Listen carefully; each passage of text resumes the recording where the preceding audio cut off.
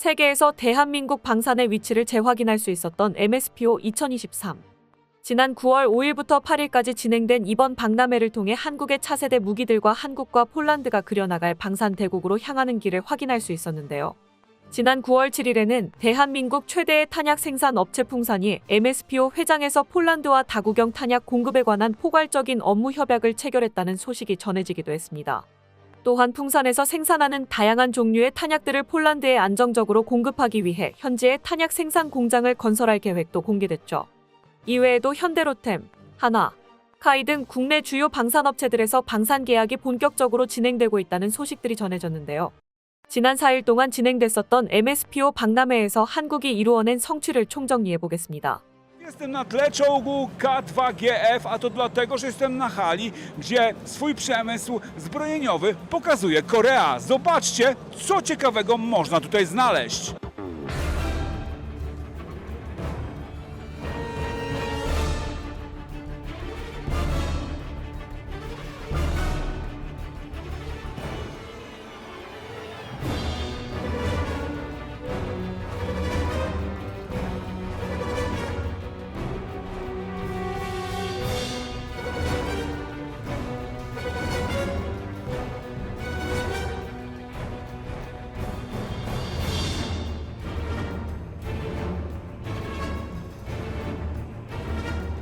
유럽에서 세 손가락 안에 드는 국제방산 전시회 폴란드 MSPO 2023이 성황리에 개최 중입니다.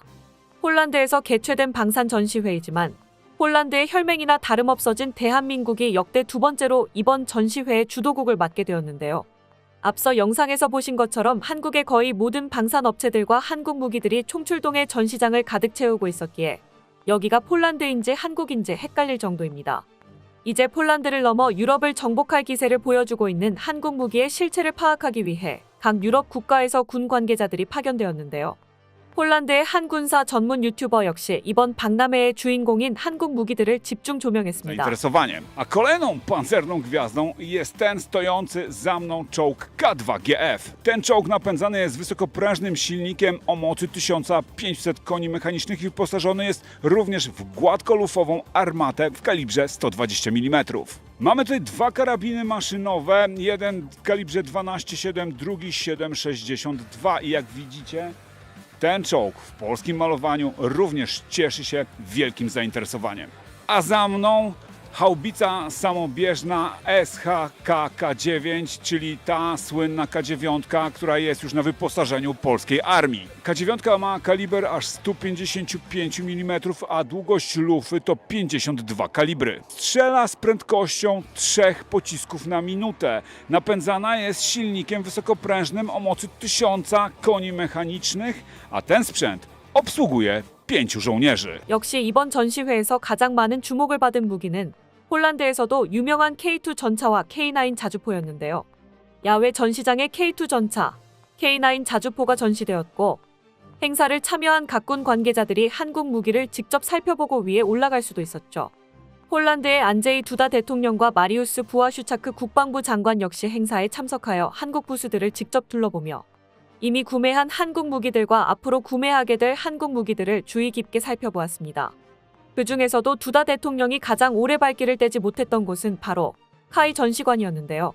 대한민국을 대표하는 항공 방산 기업인 카이에서는 이번 전시회를 통해 유럽 시장을 공략하기 위해 폴란드 수출형 FA-50PL 전투기와 국산 소형 무장 헬기 LAH와 수직이 착륙 무인기 NI-500VT, 무인 AVV, 그리고 차세대 전투기 KF-21을 선보였습니다.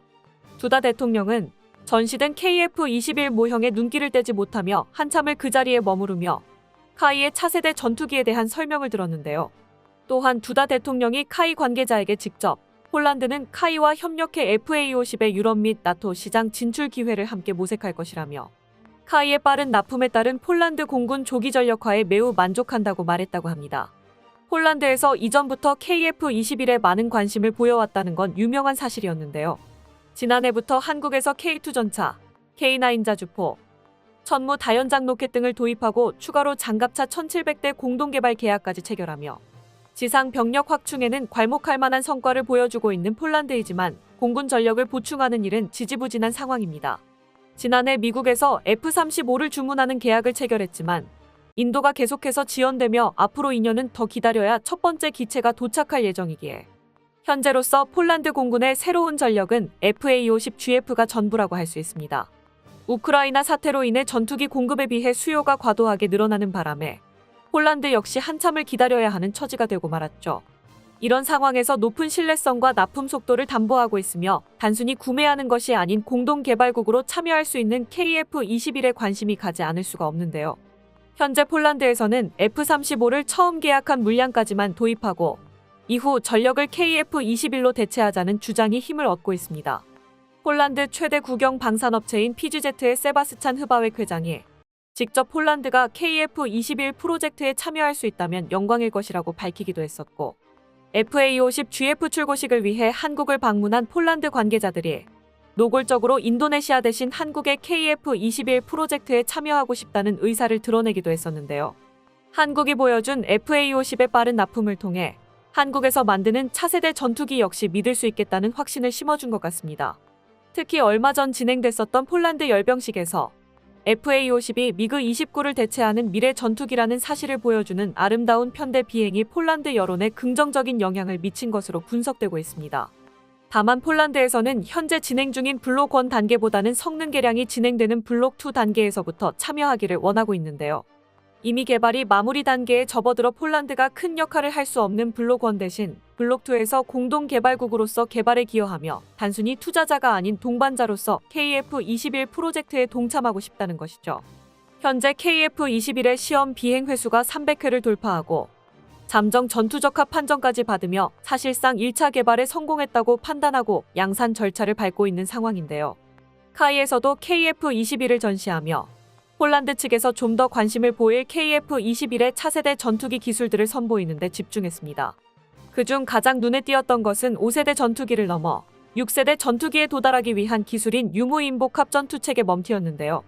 KF-21과 함께 편대를 이룰 로열 윙맨인 무인 전투기들까지 함께 전시되어 KF-21로 만들어낼 수 있는 미래 공군의 모습을 제시하고 있었습니다. 이외에도 각종 한국 무기들이 등장하며 한국 방산업체들이 주목을 받았었는데요. 가장 뜨거운 반응을 얻은 곳은 다름 아닌 개막식이었다고 합니다. MSPO 2023의 개막을 축하하기 위해 특별히 한국 해군 군악대와 국기원의 태권도 시범팀이 축하 공연을 펼쳤다고 하는데요.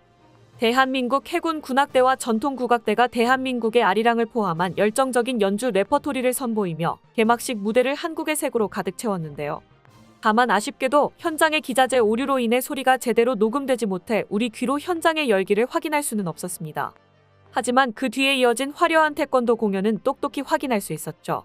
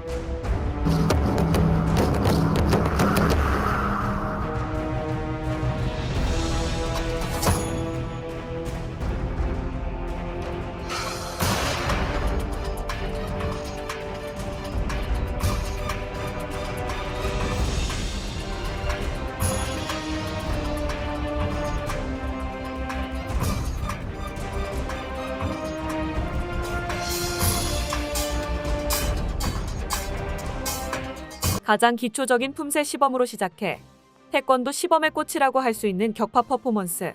태권도가 단순히 보여주기식이 아닌 실전 무술이라는 걸 보여주는 모의 상황 격투 시범까지. 한국의 전통 무술 태권도의 정수를 전 유럽에서 모인 귀빈들 앞에서 선보였는데요. 큰 박수와 환호를 받으며 폴란드 MSPO 2023의 화려한 개막을 알리기에 충분한 공연이었습니다. 한국의 축하 공연과 함께 MSPO 2023이 개막되었는데요. 그런데 MSPO 개막 연설에서 폴란드의 두다 대통령이 유럽 군수시장의 파란을 예고해 회장에 큰 충격을 선사했습니다. Planujemy w następnym roku wydanie 137 miliardów złotych z budżetu Rzeczypospolitej na obronność. To także Fundusz Obrony Narodowej. Ale to jest kwota, która robi wrażenie na całym świecie, bo to jest ponad 4% naszego PKB. To jest w stosunku do PKB absolutnie jedna z największych kwot, jakie są wydawane w państwach Sojuszu Północnoatlantyckiego. I to rzeczywiście pozwala na bardzo dynamiczną modernizację polskiej armii w bardzo wielu sektorach jednocześnie. Ten proces się dzieje, jest realizowany. Wydawał się na początku chaotyczny, ale dzisiaj widzimy pierwsze jego efekty. Te efekty są, śmiało mogę powiedzieć, znakomite i mam nadzieję, że przemawiają nie tylko do polskiego społeczeństwa, jako tych, którzy mają czuć się bezpieczni, nie tylko do polskich żołnierzy, jako tych, którzy mają służyć w jak największym stopniu, zapewniając to bezpieczeństwo obywatelom, ale przecież także, którzy mają służyć bezpiecznie, co niezwykle ważne. 폴란드의 지난해 국방비는 GDP 대비 2.2%였는데 이를 단숨에 2배까지 늘리겠다고 선언한 것인데요. 이와 함께 지난해 막대한 지출을 통해 한국과 함께한 9년 대화의 결과물이 매우 탁월했고 깊이 만족하고 있다고 전했습니다. 폴란드의 급진적인 국방비 증액 소식에 현장에 있었던 유럽군 관계자들도 큰 충격을 받았습니다. 안 그래도 나토 회원국 중에서 높은 수준의 국방비 지출을 유지해오고 있었던 폴란드가 단숨에 유럽 1위 수준으로 국방비를 증액하겠다고 나선 것인데요. 과거 마리우스 부아슈차크 국방장관이 향후 2년 내로 폴란드가 유럽에서 최고 수준의 군대를 보유하는 것이 목표라고 말했던 것이 빈말이 아니었다는 것을 행동을 통해 증명하고 있습니다. 그리고 쓸 수 있는 돈이 늘어났으면 가장 먼저 써야 하는 곳에 써야겠죠. 국방비 대규모 증액이 발표된 직후 MSPO를 위해 폴란드를 방문하고 있었던 한국 방산업체들이 폴란드와 추가 계약을 진행 중이라는 소식이 연달아 보도되었습니다. 가장 첫 번째 타자는 카이였습니다.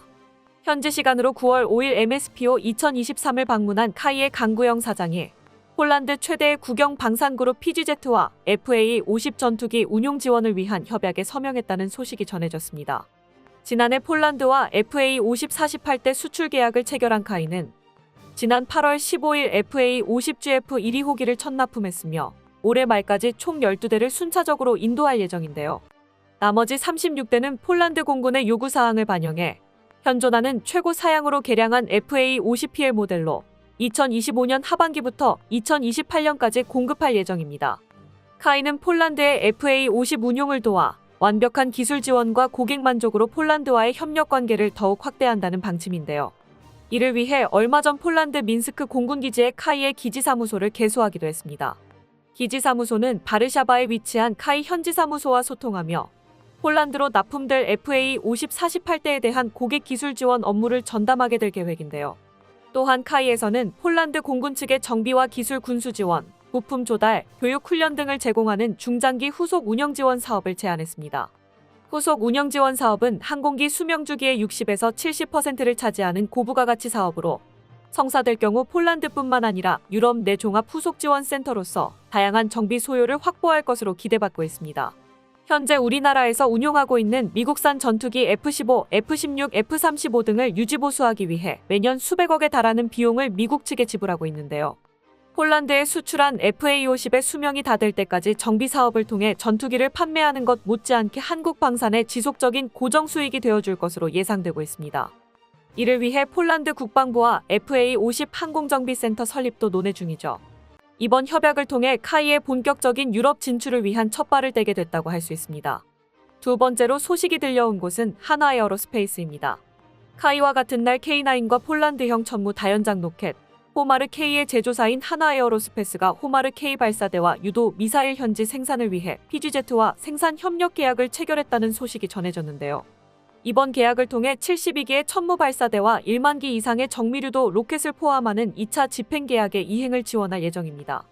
또한 천무의 주력 유도로켓인 239mm 유도로켓 기술 이전을 위해 공동 출자 회사 설립을 검토하기로 했습니다. 이를 위해 폴란드에 한국의 239mm 유도 로켓을 생산하는 공장을 건설하는 방안도 논의할 예정이죠.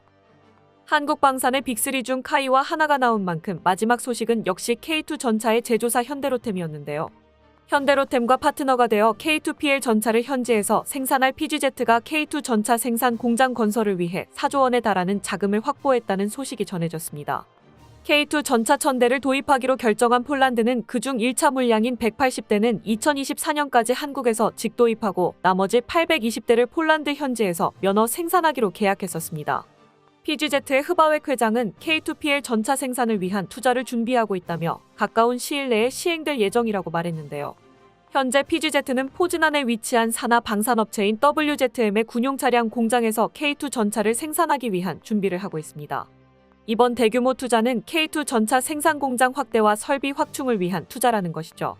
흐바웩 회장은 해당 공장이 앞으로 몇 주 안에 최종 조립과 통합 작업을 할 수 있는, 즉 K2 전차의 최종 생산을 위한 공장으로 정비될 것이라고 밝혔는데요. 또한 한국에서도 단순히 폴란드 시장만을 고려하고 있는 것이 아니라는 점을 알고 있다. PGZ는 한국과의 공동 생산 제품이 수출로도 이어질 수 있도록 유럽 전역의 허브를 건설할 계획이라고 전하며 한국과 곧 후속 계약이 체결될 것이며 제3시장 협력은 한국 측에서도 예상하고 기대하고 있다고 덧붙였습니다. 유럽에 한국 방산을 전파하기 위한 선봉의 폴란드가 설 준비를 하고 있다는 것이죠. 이번 MSPO 2023을 통해 전 유럽 국가들에게 한폴 협력으로 재탄생한 K방산의 저력을 선보일 수 있었으며 K방산의 유럽 진출이 본궤도에 오르게 되었습니다. 전 유럽의 군사 관계자들이 모인 앞에서 폴란드가 적극적으로 한국 방산과의 협력과 연계를 강조한 이유는 유럽에서 한국 방산의 성공을 확신하고 있기 때문인데요. 러시아의 침공으로 유럽에 닥친 전쟁 위기는 앞으로도 지속될 것으로 예상되고 있습니다. 우크라이나가 방벽이 되어주고 있는 러시아와 달리 나토 국가들과 국경을 맞대고 있는 러시아의 괴뢰국 벨라루스에서 심상치 않은 소식이 계속해서 전해지고 있습니다. 지난 9월 1일 벨라루스에서 대규모 군사훈련이 시작되었다는 소식이 전해졌었는데요. 전투형제단 2023으로 명명된 이번 훈련은 러시아와 벨라루스, 아르메니아 등이 포함된 유라시아 군사동맹이 총동원되어 벨라루스의 6개 훈련장에서 진행되었습니다. 이번 훈련을 위해 수천 명의 병력과 수백 대의 장비가 동원되었으며 러시아가 벨라루스를 통해 전선을 확대하려는 게 아니냐는 의혹이 짙어지고 있습니다. 또한 프리고진의 사후 벨라루스에 잔류한 바그너 그룹의 잔당 병력 역시 벨라루스군에 합류할 것으로 확실시되고 있는데요. 현재 벨라루스와 국경을 맞댄 폴란드와 발트 3국은 바그너 용병들이 벨라루스 여권을 가지고 침투해 국경지대에 사보타주를 벌일 가능성을 경계하여 국경 폐쇄까지 고려하고 있는 상황입니다. 하루라도 발뻗고 잘 날이 없을 정도로 전 유럽의 긴장이 고조되고 있는데요. 덕분이라고 하기엔 못하지만 계속되는 전쟁 위협으로 유럽에서 한국 방산의 가치는 계속해서 우상향 곡선을 그릴 것으로 분석되고 있습니다. 수요가 가파르게 증가하고 있는데도 현재까지 한국을 대체할 만한 국가가 등장하지 않았기 때문인데요. 폴란드뿐만 아니라 독일과 프랑스, 영국 등 나토 주요 회원국들 역시 국방 예산을 대규모로 증액하기로 결정했는데요. 하지만 예산을 늘린다고 늘린 만큼의 금액이 곧바로 국방력의 강화로 이어지는 것은 아닙니다. 기나긴 군축으로 무너진 방위산업 기반을 재건하는 일에만 예산의 대부분이 쓰일 것으로 예상되고 있는데요. 게다가 최근 독일이 은근슬쩍 말을 바꾸려는 정황이 포착되었습니다. 지난 8월 16일 로이터 통신의 보도에 따르면 독일 정부가 국방비를 GDP의 2%까지 증액하겠다던 공약을 철회했다고 합니다. 독일의 국방 예산은 지난 20년 동안 고작 GDP의 1%대에 머물러 안보 무임승차라고 미국의 거센 비판을 받아왔었습니다. 그러다 러시아의 침략이 시작되자 145조 원 규모의 특별방위기금을 만들고 국방비를 2%까지 증액하여 러시아의 위협에 대응하겠다고 선언했었죠. 이를 통해 2022년 대비 약 200조가량의 국방비가 증액되었는데요. 그런데 지난 8월 숄츠 내각이 통과시킨 예산 조달법 초안을 보면 나토의 국방비 가이드라인에 대한 문장을 결정 직전에 빼버렸다고 합니다. 결국 특별방위기금으로 동맹국들을 달래고 시간을 끌다가 이번 사태가 끝나고 나면 국방비를 이전과 같은 수준으로 되돌려버리겠다는 것으로 해석되고 있는데요. 이렇게 되면 안 그래도 바닥을 쳤던 독일 방산의 신뢰도가 회복되기란 불가능해질 것 같습니다. 수십 년의 안보가 걸린 군수 사업을 몇 년만 지나면 쇠퇴가 예상되는 곳에 맡길 국가는 그 어디에도 없을 테니 말이죠. 덕분에 경제적, 정치적 이유로 독일에서 무기를 구매했던 국가들만 난리가 난 상황입니다. 이제 와서 계약을 물을 수도 없기에 독일이 잘만 해주기를 기대해야 하는데요. 구입할 때와 달리 값과 을이 뒤집혀버린 상황입니다. 또 한 번 유럽을 실망시킨 독일과 달리 한국은 거침없는 일처리로 폴란드의 감동을 선사했습니다. 폴란드형 K2, K2PL의 모습을 드디어 공개한 것인데요. 그 형상에서 아주 눈에 띄게 능동방어 시스템이 탑재되어 있는 것을 확인할 수 있었습니다. K2의 개발사인 현대로템은 폴란드형 개량을 만들면서 많은 고심을 했습니다. 폴란드가 요구한 중량 한도 안에서 여러 가지 요구 성능들을 짜맞춰 넣어야 했기 때문입니다. 그러면서도 K2의 핵심적인 성능들은 그대로 유지해야만 했죠. 이번에 공개된 K2PL의 형상은 1차 도입분 인도가 마무리된 지금 사실상 최종 디자인이라고 봐도 될 것입니다. 그리고 그 모습은 그 전까지 현대 로템이 공개해왔던 K2PL의 형상과는 사뭇 달랐죠. 포탑의 뒷부분 모양이 아예 달라졌기 때문입니다. 뒷부분 전체가 커다란 상자 모양이 되었고 그 상자가 양옆으로도 삐져나온 모습이 되었습니다. 삐져나온 부분은 위에 달린 구조물 모양으로 보아 능동방어 시스템이 들어가 있음이 명백했는데요. 박람회 현장에서 홍보하고 있는 내용에 따르면 당초 폴란드와 협의한 대로 성능이 입증된 이스라엘제 하드킬 능동방어 시스템 트로피가 들어가 있다고 합니다. 시스템은 한국 역시도 독자 개발해서 보유하고 있는데 이러한 트렌드가 더 널리 퍼지게 되면 훗날에는 한국군이 사용하는 K2에도 탑재될 가능성이 높습니다. 몇몇 해외 매체에서는 이처럼 능동방어 시스템을 갖추고 여타 성능도 세계 최고 수준인 K2를 일컬어서 현용 3.5세대 전차를 뛰어넘는 4세대 전차라고 칭하기도 하는데요. 실제로 후기 개량형 K2를 시작으로 한국이 차세대 전차를 개발하게 되면 다른 무기체계처럼 전차 역시 다음 세대로 나아가게 될 것으로 여겨지고 있습니다. 현재 폴란드는 생각보다 훨씬 빨리 K2PL을 실전 배치하게 될지도 모르는 상황입니다. 폴란드 총리가 예언했던 바와 같이 바그너 그룹이 활동을 멈췄음에도 오히려 벨라루스 국경에서의 상황은 점점 더 심각해지고 있기 때문입니다. 유럽 군사매체 바이스그레드 24는 지난 9월 5일 충격적인 소식을 전했습니다. 벨라루스가 이제 대놓고 폴란드 국경선에다가 시비를 걸고 있기 때문입니다. 양국의 긴장 상태가 시작된 시점부터 계속 벨라루스는 폴란드 국경 안으로 불법 이민자들을 밀어넣는 전략을 사용하고 있었는데요. 무장하지 않은 이들을 모질게 대할 수가 없는 폴란드는 혹시 모를 상황에 경비 병력을 늘리는 정도밖에는 대응하지 못하고 있었습니다. 그런데 이번에는 그 불법 이민자가 폴란드 국경 수비대에게 돌을 던지고 국경 철책을 끊으려고 했다는 어이없는 소식이 들려온 것입니다. 심지어 같은 날 밤에는 개인화기로 무장한 벨라루스 병사가 월경에서 국경 철책을 파괴하려고 했다는 더 충격적인 소식까지 전해졌죠. 이 병사는 감시 카메라에 발각되었고 순찰대가 나타나자 다시 벨라루스로 도망갔다고 하는데요. 이런 일까지 일어나는 상황이다 보니 조만간 양국 사이에서 무슨 일이 벌어지기는 벌어질 것이라는 것이 중론입니다. 그러면 폴란드가 배치한 K2 역시 실력 행사를 하게 되겠죠. 한편 우크라이나 입장에서는 이런 폴란드조차 여러모로 부럽습니다. 우크라이나는 전 세계로부터 수많은 종류의 전차를 받았지만 폴란드의 K2PL 수준으로 선진화된 전차는 갖지 못했습니다. 물론 우크라이나의 현 상황에서는 구식이 남아 있는 것이 낫지만 이들이 아쉬운 점은 폴란드처럼 대비를 할 시간이 없었다는 점이었죠. 폴란드도 지금 발등에 불이 떨어진 상황이기는 하지만 그래도 전쟁의 불길이 덮치기 전에 한국과 손을 잡아서 어떻게든 준비를 할 수는 있었습니다. 러시아의 침공 전에 우크라이나에게도 그럴 시간이 있었다면 한국 방산의 또 다른 손님이 되어 있을 수도 있었을 것입니다. 이처럼 한국의 전차는 급기야는 전차 역사에서 세대 교체를 하는 주인공으로 꼽히는 수준으로 발전했습니다. 한때 전차 한 대가 없어서 국토를 유린당했던 과거를 생각하면 격세지감이라고 할 수 있죠. 전차, 자주포, 장갑차와 같은 기갑 장비의 성능은 80%가 차체에서 결정된다고 해도 과언이 아닐 것 같은데요. 덕분에 한 번 뛰어난 기갑 차량 차체를 개발해두면 수많은 파생형 장비들로 이어져 기갑부대 전체의 전투력을 끌어올릴 수 있게 됩니다. 그 예로 K9 자주포의 매우 우수한 차체는 폴란드 크랩, 튀르키예의 프르트나와 같은 파생형 자주포로 이어졌고 폴란드에서는 아예 K9 차체만을 활용한 장갑차를 개발하겠다고 선언하기도 했었는데요. 그리고 이번 폴란드 국제방산전시회 MSPO를 통해 현대로템의 새로운 K2 파생형 전차가 최초로 공개되어 큰 화제가 되고 있다고 합니다. 이에 질 수 없다며 한화에서도 새로운 천물을 공개해 경쟁에 맞불을 지폈습니다. 한국 장비라면 무조건 사고 보는 폴란드에서 이번 신무기에 대해서도 지대한 관심을 보여주고 있다고 하는데요. 대한민국 기갑 장비의 본격적인 세대 교체가 진행되고 있다는 소식 자세히 알아보도록 하겠습니다. We are now on the booth of Hyundai Rotem, the producer of the South Korean K2 main battle tank, one of the most modern main battle tank in the world. And today we can say that the K2 is now in service with the Polish Armed Forces. And behind me you can see the version who will be in service with the Polish Armed Forces. At the booth of Hyundai Rotem you can see different versions of vehicles based on the K2 chassis, including an engineering vehicle, and launching bridge vehicles, and also an armored recovery vehicles.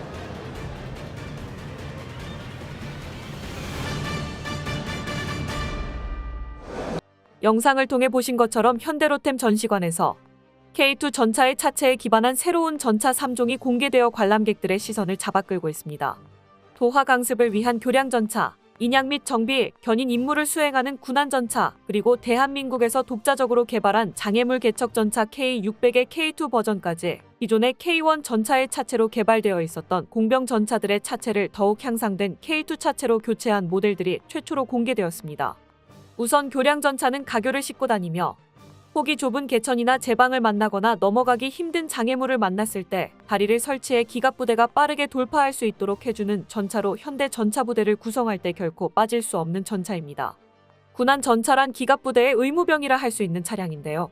적과의 교전으로 전차가 고장나거나 전복되었을 때 강력한 견인 장치로 전차를 끌어 후퇴시키는 차량으로 군안 전차에 탑재된 크레인은 70톤까지 들어올릴 수 있으며 야전 정비에 반드시 필요한 차량입니다. 마지막 모델인 장애물 개척 전차는 전면에 지뢰 제거쟁기와 굴삭팔 등을 장착하고 전차 부대의 앞을 가로막는 지뢰나 장애물들을 제거하는 가장 공병 전차라는 이름에 부합하는 전차인데요. 국내에서 개발한 K600은 강력한 자기장으로 지뢰를 멀리서 격발시켜버리는 자기 감응 지뢰 무능화 장비를 탑재하고 있으며 로켓으로 폭약줄을 날려 광범위한 지대를 폭격해 지뢰를 제거하는 미클릭도 운용할 수 있습니다. 이렇듯 그동안 우리 군에서 운용해오며 검증된 K1 파생형 전차들을 내버려두고 유럽의 K2 파생형 공병 전차를 선보인 데에는 몇 가지 이유가 있었는데요. 첫 번째 이유는 세대 교체입니다. K1 전차의 차체 역시 준수한 성능을 가지고 있지만 1984년에 개발된 만큼 한계를 가지고 있는 것도 사실인데요. 특히 문제가 되는 것이 협소한 내부 공간입니다. K1 전차의 개발이 시작됐었던 1970년대 말에서 50년이나 지난 현재 대한민국 남성의 평균 신장은 6.4cm나 늘어나게 되었습니다. 문제는 이로 인해 한국인의 평균 신장에 맞춰 개발됐었던 K1 전차의 내부 공간이 더욱 좁아지며 승무원들의 고충이 심화되고 있다는 것입니다. 이는 K1 전차 파생형 전차들에서도 동일하게 발생한 문제였죠. 여기에 좁은 차체는 좁은 확장성으로 이어져 성능 개량을 위해 장비를 추가하는 데에도 걸림돌로 작용하게 되었습니다. 차체의 기본적인 성능에서도 큰 차이가 나는데요. K1 전차의 차체는 1200마력 디젤 엔진을 탑재하고 전진 5단 후진 2단의 변속기와 유기압 플러스 토션바 혼합 방식의 현수 장치를 탑재하고 있습니다. 반면 K2 전차의 경우 엔진 마력이 1500마력으로 크게 늘었을 뿐만 아니라 국내 S&T 중공업에서 개발한 차세대 전차용 자동 변속기를 적용하였는데요. 이 전차용 자동 변속기는 세계 최초로 전진 6단 후속 3단의 변속 기능과 변속유압 비례 제어 방식을 적용하여 K2 전차의 주행 성능을 크게 끌어올렸습니다. 그리고 폴란드에서 가장 호평하는 기능인 ISU 유기압 현수 장치는 K2 전차가 세계 최고의 험지 돌파력을 가진 전차가 될 수 있게 해주었죠. 가장 험난한 지형에 앞장서서 돌입해야 하는 공병 전차의 K2 전차의 차체가 적용된다면 큰 폭으로 성능 향상을 이루어낼 수 있을 거라 기대받고 있습니다. 두 번째 이유는 낮은 국산화율입니다. 대한민국의 첫 번째 국산 전차이지만 독자적인 전차 기술력이 부족한 상태에서 개발되었기에 해외 업체의 기술에 의존한 부분이 컸었습니다. 이 때문에 20년 뒤에 개발된 K2 전차보다 국산화 작업이 더딘데요. 전차의 심장이라 할 수 있는 파워팩의 경우에도 K2 전차는 국산화를 거의 완료하고 있으나 K1 전차는 K2 전차로 교체될 예정이기에 파워팩의 국산화 연구는 진행되지 않고 있습니다. 반면 K2 전차는 엔진과 변속기 모두 국산화를 완료하고 다음 양산분부터 적용할 준비를 하고 있습니다. 덕분에 K2 전차가 국산화율에서는 K1 전차보다 훨씬 앞서고 있는 상황이죠. 마지막 세 번째 이유는 역시 수출인데요. 앞서 언급한 대로 K1 전차의 국산화율이 K2 전차보다 낮기 때문에 수출 제한 규정의 영향을 강하게 받을 수밖에 없습니다. 애초에 K1 전차를 개발할 당시 미국의 협력을 받기 위한 작성한 양해각서에서 K1 전차를 수출하기 위해서는 미국 정부의 승인이 필요하다는 규정이 포함되어 있었는데요. K1 전차가 개발됐을 당시 기준으로 레오파르트 2A4, 초기형 M1 에이브람스급 성능을 갖춘 세계에서 손꼽히는 전차였지만 수출 실적이 0이었던 가장 큰 이유인데요. 문제는 이것이 K1 전차의 파생형 전차에도 동일하게 적용되는 규정이라는 점입니다. 험악한 산악지형과 수많은 도하 지점, 지난 70년간 매설되어온 지뢰밭까지 한반도의 가혹한 전장 환경을 돌파하기 위해 개발된 국산 공병 전차들은 세계 시장에 내놓아도 부끄럽지 않을 성능을 갖추고 있었지만 K1 수출 규제에 묶여 함께 수출은 꿈도 꾸지 못하는 신세였습니다. 하지만 최근 K2 전차가 폴란드에 대량으로 수출되고 유럽에서 진행된 각종 테스트를 통해 레오파르트2, M1 에이브람스와 어깨를 나란히 하는 전차로 인정받으며 한국의 또 다른 기갑 장비에 대한 수요 역시 덩달아 늘어나게 되었습니다. 특히 한국의 장애물 개척 전차는 러시아가 만든 지뢰지대로 반격의 기세를 올리지 못하고 있는 우크라이나에서 간절하게 원하는 무기이기도 했죠. 이러한 이유들 때문에 현대로템에서는 기존 공병 전차의 성능을 향상시키고 수출 경쟁력을 높이기 위해 K2 차체에 기반한 새로운 공병 전차를 개발하기 시작했었고 이번 MSPO에서 최초로 공개한 것입니다. K2 전차로 성능과 품질, 납품 능력을 증명해낸 현대로템의 새로운 K2 전차가 해외 바이어들의 이목을 잡아끌었는데요. 이에 하나 디펜스에서도 질 수 없다는 듯이 새로운 지상 장비를 공개하여 화제가 되고 있습니다. Anwar Defense Company, a producer of different types of combat equipments, including unmanned vehicles and also wheel armored vehicles. 하나 디펜스의 전시관에서 차륜형 장갑차 위에 다연장 로켓 발사대를 얹은 새로운 장비를 확인할 수 있었는데요. 바로 하나에서 개발하고 있는 무인형 천무였죠. 지난해 탐색 개발을 완료하고 2026년을 목표로 본격적인 개발에 착수한 무인 수색 차량은 기계화 부대의 선두에서 수색과 정찰, 경계 임무를 수행하는 최첨단 군사 로봇으로 국내에서 최초로 개발되는 무인 지상 전투 체계입니다. 육륜을 통해 뛰어난 험지 돌파력을 가지고 있을 뿐만 아니라 원거리 원격 조종은 물론이고 AI를 통한 자율 주행도 가능합니다. 이 무인 수색 차량의 무장으로는 원격 사격 통제 체계인 RCWS 기관총을 탑재할 예정이었는데요. 여기에 하나에서는 다연장 로켓을 탑재한 새로운 모델의 시제품을 만들어 이번 전시회에서 공개한 것입니다. 총 12발의 로켓이 탑재될 수 있으며 탑재되는 미사일은 대한민국에서 자체 개발한 전천후 공대지 미사일 천검으로 분석되고 있는데요. 국산 소형 무장헬기 LAH에서 운용하기 위해 개발된 천검은 미국의 주력 대전차 미사일 헬파이어를 능가하는 뛰어난 성능으로 지상 플랫폼에서 운용하기 위한 지상 발사형도 개발되고 있었고 이를 무인 수색 차량에 탑재하는 방안을 제시한 것입니다. 기동형 무인 천무로 전차를 잡겠다는 하나의 발상은 우크라이나 전쟁에서 영향을 받은 것으로 보이는데요. 미국의 휴대용 대전차 미사일인 제블린은 이번 전쟁에서 수많은 러시아 전차를 격파하며 성자라는 별명을 얻을 만큼 혁혁한 공을 세웠었습니다. 하지만 그 뒷면에는 전차를 격파하기 위해 목숨을 걸었었던 수많은 우크라이나 병사들의 희생이 있었습니다. 제블린으로 적전차를 격파하기 위해서는 미사일이 닿는 사정거리까지 접근해야 했고 첫 시도가 빗나갈 경우 적전차에 곧바로 반격당할 수 있다는 위험을 감수해야 했습니다. 우크라이나 전쟁의 전운에서 더욱 효과적인 대전차 수단의 필요성이 제기되었고 하나에서 제시한 방안은 뛰어난 기동성을 가지고 사람이 탑승하지 않는 무인 수색 차량에 더욱 뛰어난 성능의 대전차 미사일을 결합하는 것이었습니다. 하나에서 개발하는 무인 수색 차량은 뛰어난 기동성을 갖췄을 뿐만 아니라 하이브리드 엔진에 기반한 저소음 주행까지 가능하기에 은밀하게 전차를 암습하고 빠르게 도주하는 전술이 가능합니다. 또한 드론의 관측 지원을 받으면 천무 다연장 로켓과 같이 원거리 화력 플랫폼으로도 운용될 수 있죠. 대전차 전술의 신기원이 될 수 있는 하나의 무인 천무의 폴란드 측 관계자들도 많은 관심을 보여주었는데요. 폴란드 MSPO 운영위원회의 안제이 모크혼 의장이 무인 수색 차량을 한참 동안 살펴보는 모습이 포착되기도 했습니다. 러시아의 위협에서 국가를 지킬 힘을 원하는 폴란드와 세계적인 방산 대국으로 올라서기를 원하는 한국의 이해관계가 적절한 상승 효과를 일으키며 세계 시장의 파란을 불러일으키고 있습니다. 하나라도 배워볼 게 없나 싶어 방산 박람회란 박람회는 다 기웃거리던 한국이 이제는 선진적인 군사기술을 선보이는 위치에 올라섰는데요.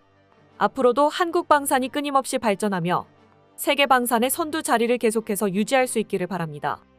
끝까지 시청해주셔서 감사합니다. 도움이 되셨다면 좋아요를, 다른 이야기도 궁금하시면 구독을 눌러주세요.